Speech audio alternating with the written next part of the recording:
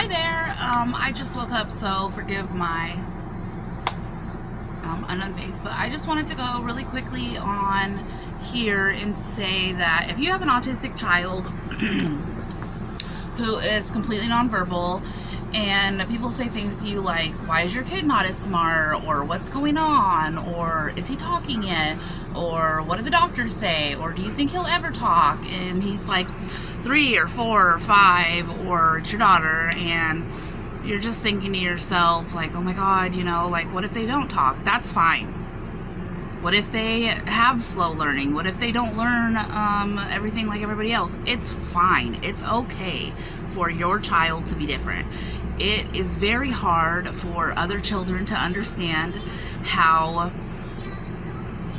another child can't understand the way that they do. So that's just parenting that needs to be taught at home about inclusivity and equality. But really, it doesn't really matter. Your child is learning. They are learning. Even if they're not speaking, even if the words that are coming out of their mouths sound jumbled, they are still learning. They are learning every single day. They're soaking in just as much information as anybody else did at that age. And they are going to be okay. It's very hard to get down on yourself and think like, I'm not doing enough. My God, like, I spend time on my phone. I spend time at work. I spend too much time doing this, or I spend too much time doing that. I'm running my own business. I'm working on my cars too much. I'm doing this. You are just like any other parent. You are just like any other person, and it's okay to have your own hobbies. It's okay to do your own thing. You had a life before your child came along, and it's really okay. My son is 5. My son is 6, and when he was 5.5, he started saying hi at school, and that was like huge. I was trying to get the funds together to get AAC for my household, so like an iPad with the touchscreen little the little boards they use. And everyone kept telling me, like, don't do it, the school will do it, the money will come through, and the money did not come through for it. The funding never came through, and by the time that I had started to save up, like, quite a bit of money for it myself, one of his teachers came out. I don't want to say the teacher's, well, his name is Mr. Swan. I won't say where my son goes to school, but he was like, Jackson started saying hi, and I'm like, okay. And then my son's like, hi. And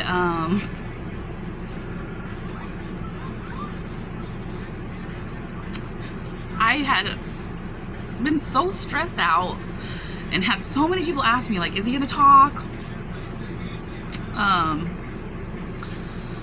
Like, what happens if he doesn't talk? And like, can he hear? And just all these other kinds of things. So it was really hard for me emotionally to just wrap my head around, like, he's not ever gonna talk. And I did come to terms with that, and I was like, if he doesn't ever talk, he doesn't ever talk. My son is 6, and he can say every word you say to him now.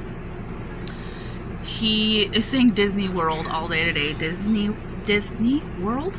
And he can read, and he's writing, and he's doing math, and he's spelling, and he's just lovely, and he's just very fun and excited to learn and be around his peers. He's starting to notice other people, and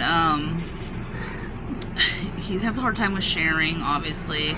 I'm a single mother, and everything I do is I just pour into him constantly, so it is hard for him to be like, oh, you're eating my chips, like, those are mine, my mom brought them for me. But he is starting to get it. It is hard because they learn at a different level than we expect them to learn at. So by the time they hit 2, people are starting to notice that there's not, something is off with your child. They're starting to notice that they're not speaking.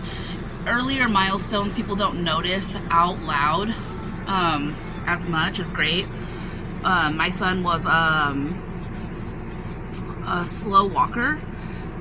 He was a slow crawler first, so it took forever for us to get him to crawl. He was probably like 7 months maybe before he crawled. 8 maybe, and he would just like be up on all fours, like going back and forth, going back and forth, going back and forth. And then he finally took off and he started crawling all over the place, you know, and then he didn't start walking until maybe he was 13, 14 months old. So I knew that he was autistic. My oldest brother is autistic. I seen what milestones look like when they are not met. When I was growing up, he's older than me, but I seen like not being able to talk and being frustrated and that kind of thing. So I had always known if I had a child that there would be a high chance that, you know, they would be autistic. So shout out to you guys that never dealt with autism, never had anyone in your family that was autistic, and you guys just take on the parenting role of being an autistic parent, like just gung-ho, like you're just like, that's my kid, I love him, like nothing can change my child. And I think that's so important. It's so hard, and I just want you guys to know that I see you. It's been for years and years, but I didn't ever think that he would talk. They said that like if they're not talking by 5, it's probably not gonna happen. And I will show you my son right now, and I'll have him say like Disney World or something, just so you guys can see that like it's possible. You can do it. And even if they don't talk, they are learning. They are learning so much more than you ever thought. Like I read to my kid, I sing to my kid, I do all these things, and now I see him like starting to say and sing and love the things that I have shared with him. And like I always used to say, like my parenting is wasted on autism, because like I'm so nice and fun and cool and patient with my kid, but it's not wasted. He totally gets it. Like he totally understands that like I let him do what he wants to do, and I give up my time and my space for him to be allowed to do the things that he wants. And but it's really hard if you're in the depths of it. If you have like a 3-year-old or a 4-year-old, just hold on. It does get better. I know it's so hard. It's so time consuming. They go over to your friend's house and they touch all their shoes, or they, you know, you go to birthday parties and they touch all they went up on the counter to grab the spatulas, or they, you know, have toilet paper rolling around the house, or they just want to play with stuff that you shouldn't be playing with. They want to play in the toilet, or they want to flush pencils down the toilet. Or I've been through so much with my kid. Like it's really given me the strength to be like, okay, like I can do this. I can do anything. Like I could do anything I put my mind to, you know, because I take care of someone that, you know, needs special care, needs someone to stand up for them, and I make sure that I do those things. So here's my little boy. It's been for years and years, but I didn't ever think that he would talk. They said that like if they're not talking by 5, it's probably not gonna happen. And I will show you my son right now, and I'll have him say like Disney World or something, just so you guys can see that like it's possible. You can do it.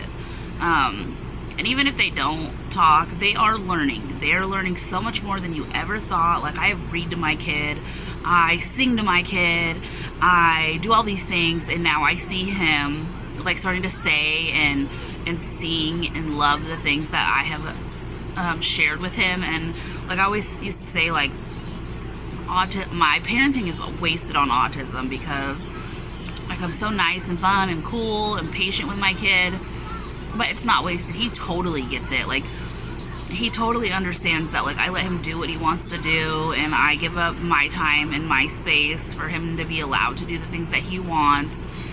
And but it's really hard if you're in the depths of it. If you have like a 3-year-old or a 4-year-old, just hold on. It does get better. I know it's so hard. It's so time consuming. They go over to your friend's house and they touch all their shoes, or they, you know, you go to birthday parties and they touch all they went up on the counter to grab the spatulas, or they, you know, have toilet paper rolling around the house, or they just want to play with stuff that you shouldn't be playing with. They want to play in the toilet, or they want to flush pencils down the toilet. Or I've been through so much with my kid. Like it's really given me the strength to be like, okay, like I can do this. I can do anything. Like I could do anything I put my mind to, you know, because I take care of someone that, needs special care, needs someone to stand up for them, and I make sure that I do those things. So here's my little boy.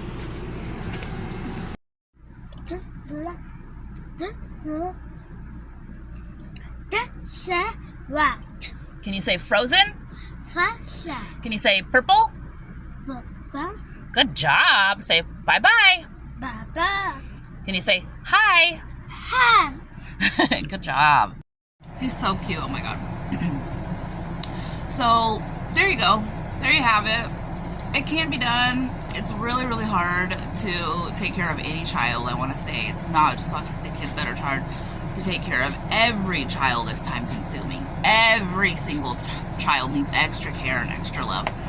I always think like, God, it's so hard. And then I see my siblings with their kids, and I'm like, all kids are so time consuming and so needy. So don't let people make you think that your child is the tough one or the hard one, because that's just not true. Personality wise, my kid's a 10. He needed extra academic help and extra learning of boundaries and stuff like that, but he's not rude or snide or snippy or condescending or mean. He's just very understanding. If I'm upset, he can feel that I'm upset, and he's just a lovely, lovely child. I really am so blessed. And for those of you out there that are just having the hardest time, I understand 100% completely. I was so alone. I can focus on my child. And what is really hard, if you are a single parent, if you're taking care of this kid all by yourself, all the time, that is so hard on your mental health. If you are not giving your time to go see a therapist, or if you are not on mood stabilizers and you need to be on medication, do what you need for you. If you need to go to the gym, go to the gym. Find a gym. Find a Y that has, a couple of my friends go to gyms that have everyday daycare, and you can get 2 hours of daycare, not free, but it's included in the price of the gym. So even if you just go to the gym and sit in the locker room and read, or go in the hot tub, or go swimming, or walk on the treadmill and listen to music, or just sit in a corner somewhere. You don't have to go there and just work out. You can do whatever you want. So there's a lot of places like that. There's cafes where you can just let your kid run around and do whatever, and you just sit there and drink your Red Bull, or eat your sandwich, or drink your coffee, or whatever. If you don't have a lot of money, go take your kid to the park. Take your kid to... I started in this when he was 2. I took him to all the parks. I took him to every park. We walked all the trails. We walked all the parks. We went on all the slides. We went everywhere. I would go to this city, and then the next day I would go to that city, and then the next day I'd go to this city, just to get out of the house, just go to a different park. Look up all the parks, make a list, start scooting them off one by one, and then make your rounds. Go to them again and again and again, just to get out of the house. The longer you keep yourself in the house, the harder it's going to be to come to terms with, this is my life. Every day, if you're doing the same exact thing, it can get really hard. So make sure you're including fun things for you too. If there's a splash pad, walk around in the water, get your feet wet, take your shoes off, and put your feet in the cold water. If there's a swimming pool, get in the pool. Go swimming. Do some laps. Put your kid in some water wings and let them float around and do some, laps. Put your kid in a swim diaper. Put your kid in a couple pairs of shorts, and just watch them really good and get in there and do it. It's really hard. You have to take care of yourself.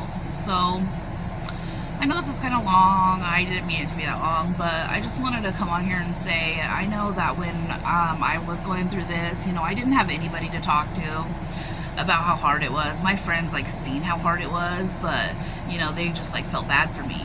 And I don't feel bad for you guys. I'm in the trenches with you guys. I feel for you, because I'm in it as well. You know, I'm not pitying you. I'm like, I understand where you're coming from. It is hard. It's not easy. This is like life-altering stuff. Like before I had my son, I was a completely different person, okay? Like, I was just running after boys and shopping and having fun, the best time of my life, you know, and then I had my child and all that stuff doesn't even seem like it's me, you know. You just change completely who you are, and that's good. That's okay, you know. And it does get easier. Your kid doesn't need you as much when they get older, so it does start to loosen up a little bit. You do start to have a little bit of free time. Like right now, I'm just out here chilling. Normally, you know, if I have my 2-year-old, he would be on top of me. My 3-year-old would be on top of me. So, and you know, I can hear him. He doesn't need help. He's not like crying or anything. So it does get easier. But I'm going to be making more content like this and going through our journey together. So, yeah, subscribe to my channel. My name is Shay Castillo, and I have a 6-year-old autistic son who just became verbal. Okay, bye!